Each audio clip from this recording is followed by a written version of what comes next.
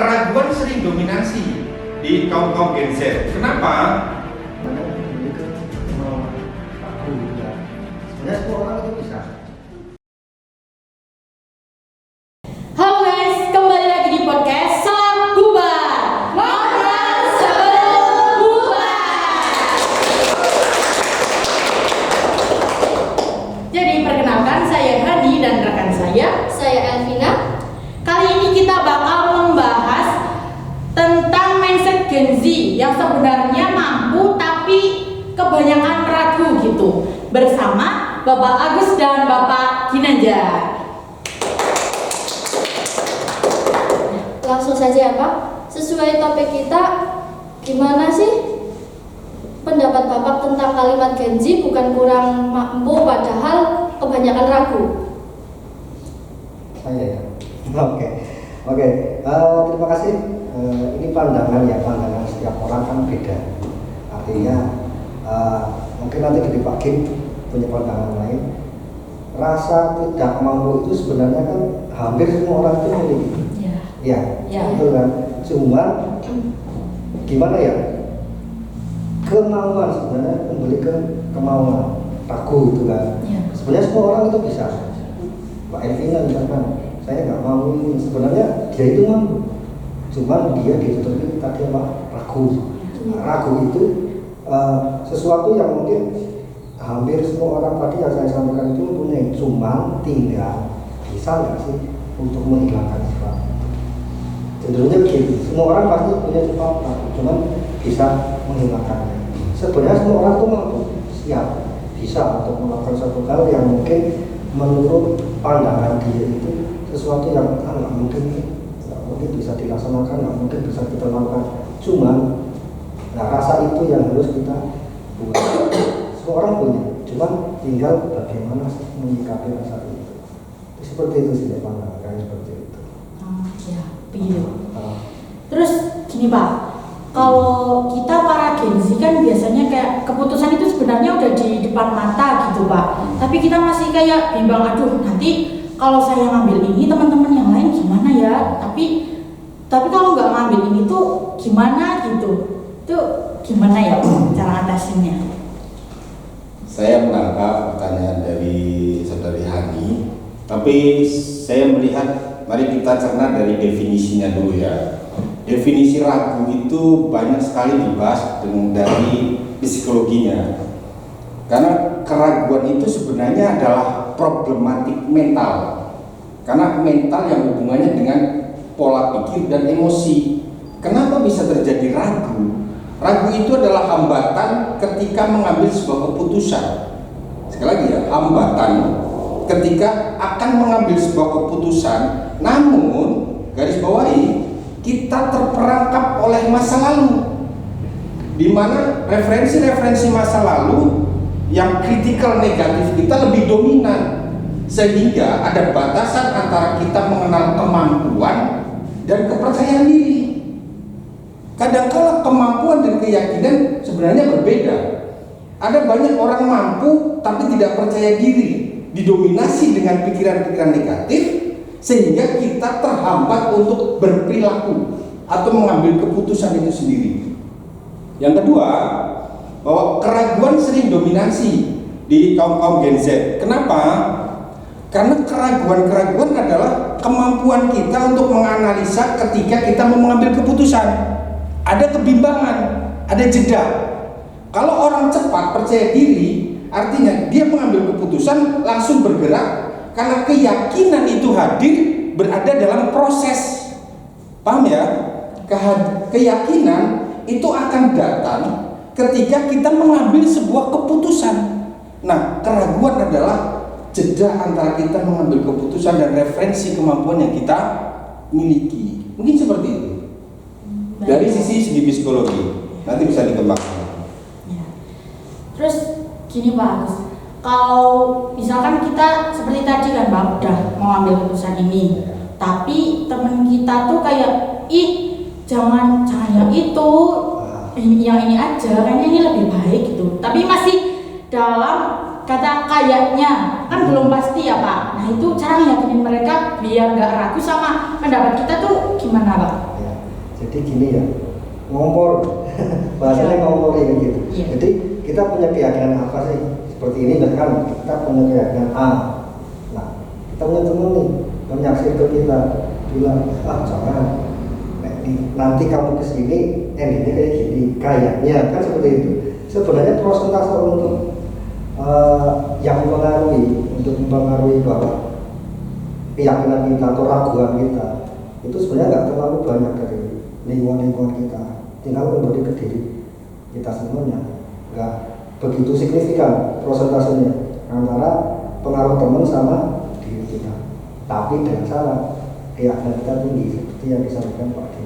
Karena gini ya, kita meyakini sesuatu biasanya itu terjadi, apalagi ini kadang ya, ini pengalaman ya. Jangan sampai kita punya keyakinan jelek, ada yang mengeneh, jangan lewat kesini nanti jatuh. Nah itu benar-benar mampu kita jatuh, beneran.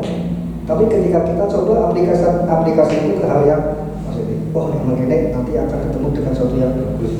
Dimensikan di sini, jangan sampai yakinnya itu yakin yang jelek, itu seperti itu. Jadi untuk presentasinya tidak begitu signifikan antara kita dengan teman-teman kita yang ada di circle-nya kita, tapi ya kembali lagi di kita seperti itu. Saya tambahkan, keraguan terhadap faktor eksternal itu kan faktor eksternal, Iya. di mana dari sisi orang lain. Tapi kita perlu kembali ke pengetahuan dasarnya. Psikologi mengatakan bahwa produksi kata-kata kita dalam satu hari itu 70.000 sampai 80.000. Namun yang dihasilkan menjadi sebuah kata-kata itu tidak lebih dari 25.000. Artinya hanya 30% kata-kata inner efek kita di dalam itu keluar. Artinya apa? Ada perdebatan di dalam diri kita itu hampir 60.000 kata dalam satu hari. Sehingga dari eksternal itu hanya sebagai pemicu saja. Kita sudah ada keraguan, kemudian ditambah dari circle kita, komunikasi kita itu menentukan apakah keraguan itu akan lebih memperpanjang kita dalam mengambil keputusan, atau justru malah keraguan itu akan segera berakhir dengan kita mengambil keputusan, tergantung daripada dengan siapa kita berteman. Itu satu. Yang kedua, sebagai landasan pemahamannya, saya mau bercerita begini. Saya paham terhadap tema ini. Begini, di suatu kisah, ini sangat terkenal sekali di dunia psikologi, cerita-cerita. Ada seekor kuda, ada kakek, dan ada seorang cucu dari kakek tersebut. Ketika dia berjalan, si kakek dan si cucu ini hanya sama-sama berjalan kaki dan menuntun kudanya. Ada satu orang melihat, bodoh sekali kakek itu sama anak itu. Kenapa tidak dinaikin kudanya? Oke, naikinlah kudanya berdua. Datanglah ketemu dengan orang lain. Tega sekali itu kakek dengan cucu. Kuda satu dinaikin dua. Akhirnya turunlah si kakek, si cucu yang lain. Tega sekali itu cucu. Ketemu dengan orang baru. Kok kakeknya yang suruh menuntun, cucunya yang naik. Yang terakhir, kakeknya yang naik, cucunya yang di bawah. Dikatain dengan orang baru lagi. Kok kakeknya yang naik, cucunya yang nuntun. Artinya apa? Dunia eksternal kita itu hanya berpengaruh 10% terhadap keyakinan kita. Tapi faktor utama adalah apa? Pengetahuan, referensi berpikir di masa lalu kamu untuk mengambil keputusan terhadap suatu tujuan yang kamu inginkan. Kalau you tidak punya tujuan, maka it's impossible. Kebimbangan, keraguan itu pasti akan sering terjadi pada hidup kalian. Kenapa?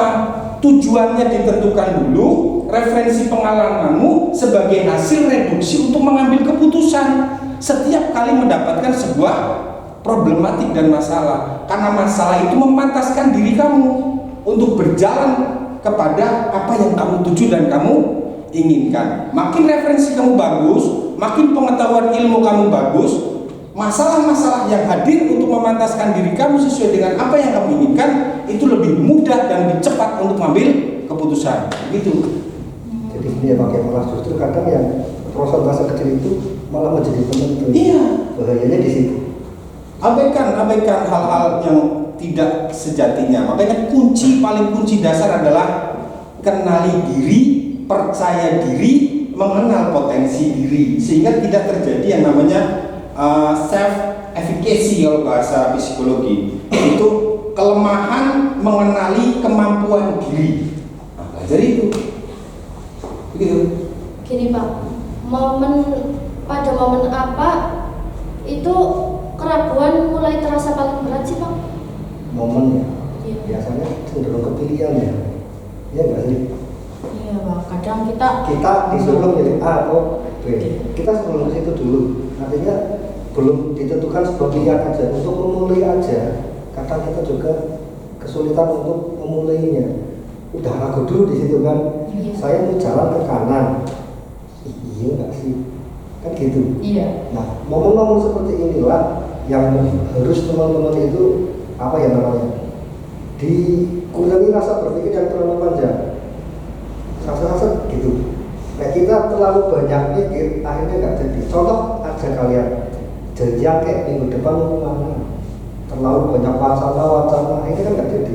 Ketika kita terbesit, pikir sejenak, min plusnya apa, langsung jangan kelamaan. Itu untuk mengatasi tadi, apalagi sampai kita bersambung dengan orang lain, atau apalagi sampai kita punya planning yang panjang kita dengan yang lain.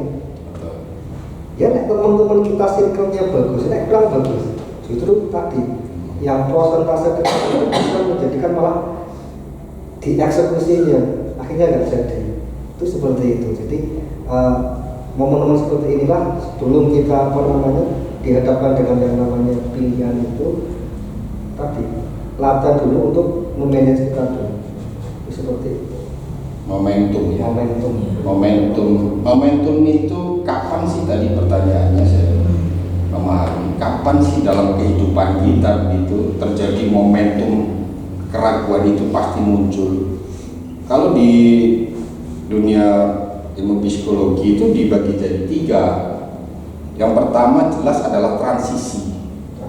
Transisi dari diri kalian untuk melangkah menuju kepada hal yang baru. Contoh dari SMP ke SMA menentukan jurusan yang baru, atau dari SMA mencari pekerjaan atau kuliah jurusan yang baru. Itu transisi dalam puncaknya keraguan. Kenapa kok bisa menjadi transisi puncak keraguan? Kembali lagi karena kalian kurang yakinnya terhadap tujuan untuk apa yang ditentukan di masa depan.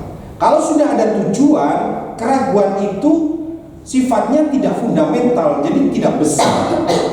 Karena menentukan arah hidup kalian. Mau jadi polisi, mau jadi tentara, mau jadi produser, mau jadi sutradara mungkin. Artinya kalau Anda sudah pastikan di SMP atau SD menentukan arah tujuannya, maka komponen-komponen yang dibutuhkan kamu harus pelajari apa yang dibutuhkan untuk mengarah kepada apa yang kalian inginkan. Pelajari itu, semakin banyak Anda mempelajari itu, semakin cepat untuk mereferensikan dalam setiap mengambil keputusan, sehingga pada saat transisi dari hidup kalian itu akan tidak membuang-buang waktu dalam hal keraguan dalam mengambil keputusan. Karena apa? Kalau pikiran kalian tidak diisi dengan ilmu-ilmu pengetahuan yang searah dengan apa yang kalian tuju, terjadilah overthinking. Overthinking itu kita selalu memikirkan masa lalu dan mereduksi kekhawatiran di masa depan tanpa adanya sikap, tindakan, dan perilaku. Sekali lagi, keyakinan muncul ketika dalam kesadaran diri menikmati sebuah proses. Begitu. Berarti kayak overthinking itu juga nggak baik ya Pak. Harusnya kita itu harus selalu positive thinking gitu ya Pak. Betul. Sebenarnya overthinking, kalau overthinkingnya positif nggak apa-apa. Overthinking positif adalah keyakinan mencapai pada tujuan yang kita inginkan. Tapi yang menjadi negatif adalah overthinkingnya kita terperangkap oleh pikiran masa lalu. Nah, faktor overthinking itu di dalam dunia psikologi itu kita bisa deteksi dari apa? Dari sikap orang tua, cara mendidik kita. Hal yang paling berbahaya adalah kalau kecil kita dibanding-bandingkan itu merusak mental. Banget, Pak. Ya, kemudian dididik secara otoriter. Kalau tidak sesuai dengan orang tua tidak, sehingga terjadi kerusakan mental dalam pertumbuhan anak. Nah, itu bisa menjadi pengalaman kalian untuk nantinya generasi ke depan itu diperbaiki. Mungkin gitu. Terus gini Pak, bagaimana sih cara sederhana biar kita tuh nggak ragu gitu buat melangkah gitu? Dari Pak Kim dulu boleh? Kembali lagi, agar kita tidak ragu, maka landasannya adalah tujuannya harus jelas, kemudian pengetahuan yang kita pelajari harus spesifik dan harus betul-betul referensinya bagus, sehingga dalam melangkah, dalam mengambil sebuah keputusan di setiap masalah kita akan lebih cepat karena kita punya referensi. Pengambilan keputusan itu cepat tidaknya berpengaruh pada apa yang sudah kita pelajari. Saya contohkan begini, kalau saudari Hani mau ke Jakarta, belum tahu Jakarta tapi cita-citanya ke Jakarta. Hani pelajari bagaimana perjalanan membeli tiket kereta api, bagaimana membeli tiket bus, bagaimana naik mobil lewat tol mana, pelajari dulu. Tapi sambil bergerak berjalan. Wong punyanya sekarang motor, pakai motor dulu. Begitu sudah sampai Purwokerto, finansialnya sudah bagus, dia bimbang mau pakai bus atau mau pakai kereta. Maka pengetahuan naik bus dan kereta kalau sudah Anda kuasai, Anda bisa analisa. Oh, naik bus 6 jam, naik Purwokerto, naik bus naik kereta 5 jam. Efektif mana ya? Maka pengambilan keputusan juga mengefektifkan daripada waktu. Karena keraguan menghambat pertumbuhan dari waktu itu sendiri dalam mencapai tujuan kalian. Gitu. Kalau dari Pak Kus, tips sederhananya gitu Pak? Ya. Sebenarnya sih paling simpel ya, simpel, sederhana. Mulai dari diri sendiri. Jadi keyakinan kita tadi, mindset untuk ke depan lebih bagus, lebih jelas kayak gitu kan. Itu kan sama aja mempengaruhi cita-cita kita. Semua kan entah itu ragu-ragu, nggak yakin, itu kan kembali ke diri kita untuk masa depan kita. Mulai dari diri kita, mulai dari hal yang paling simpel, paling kecil. Kalian punya keinginan apa? Contoh di kelas lah, gampangnya berprestasi, nilai baik, tidak rutin. Kan itu hal-hal kecil yang sedang teman-teman jangan terus terlalu tinggi dulu, dari hal-hal kecil dulu, sederhana, terus jangan mudah waktu. Mulai saat sekarang. Begitu terus langsung kayak gitu sih, simpel aja. Oh iya Pak, mau tanya pesan singkat yang paling penting untuk Gen Z yang masih ragu dengan masa depannya apa sih Pak? Untuk Gen Z yang masih ragu dengan masa depan kalian, saya kira belum terlambat ya. Untuk yang tua pun kayaknya belum terlambat, asal punya kemauan, punya keinginan. Jadi usia teman-teman semuanya kan sekarang remaja ya Pak, maksudnya Pak? Remaja? Remaja ya? Penataan, kalian punya cita-cita apa, mulai dikonsep dari sekarang. Contoh tadi yang dicontohkan Pak Kim, mau ke Jakarta, mau kemana, ya tinggal arahnya ditentukan dari sekarang. Kalian punya, carilah referensi-referensi yang sesuai dengan apa yang teman-teman kehendaki, teman-teman cita-citakan. Jangan jadi apa ya bahasanya ya untuk teman-teman semuanya ya. Kajo ketemu buri kan itu peribahasa yang sepele ya. Yang zaman orang tua dulu kayaknya sudah mengenal ini. Dan saya kira ketika diberlakukan di era Gen Z kayak teman-teman semuanya masih berlaku. Jangan sampai hal-hal yang tidak kita inginkan ke depan akan kita sesali. Intinya kayak gitu. Intinya jangan pernah berpikiran hal-hal yang kiranya nanti teman-teman menjadi kendala, jangan sampai dipikirkan. Oke, jalan terus, terutama buat generasi-generasi muda juga teman-teman seperti itu. Ya. Kalau dari pagi nih Pak, satu pesan buat kita para Gen Z biar gak ragu mana? Untuk Gen Z agar tidak ragu, Ya. Jelas yang pertama adalah belajar sebaik mungkin. Jangan sampai ada waktu yang terbuang sia-sia, yang tidak terkolasi dengan tujuan hidup kalian. Tentukan mimpi, entah itu mimpi, harapan kalian, cita-cita kalian, whatever lah. Tentukan itu sebagai arah terhadap perjalanan hidup kalian. Bayangkan ketika perahu tidak ada dayungnya, maka kalian akan terombang-ambing problematiknya oleh ombak. Arah tujuan kalian adalah dayung itu sendiri, sehingga kalian bisa menentukan bagaimana menghadapi ombak karena kamu punya dayung. Dapat mengerem, dapat melaju, kalian bisa tentukan dari bagaimana kalian belajar dengan baik, membaca, dan apa yang bisa mendukung terhadap sesuatu yang kalian inginkan. Dan yang terakhir, berteman dengan yang satu frekuensi terhadap diri kalian, yang saling mensupport, yang saling mendukung.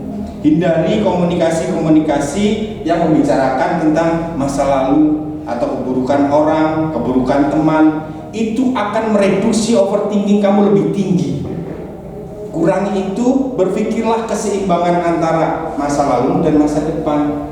Sibuk-sibuklah kamu untuk merancang berpikir masa depan, sehingga dirimu tidak terjebak terlalu lama di masa lalu. Itulah munculnya keraguan, karena kekosongan di masa depan dalam kamu berpikir, sehingga pikiranmu berada di masa lalu. Tarik itu pikiranmu dari masa lalumu, bergeraklah untuk menyusun komponen-komponen di masa depan. Lakukan, maka keyakinan itu akan selalu muncul di setiap usaha dan proses yang kalian jalankan. Kayaknya waktu kita sudah hampir selesai. Terima kasih sudah menyaksikan podcast kita kali ini dengan narasumber yang luar biasa ini. Jangan lupa guys,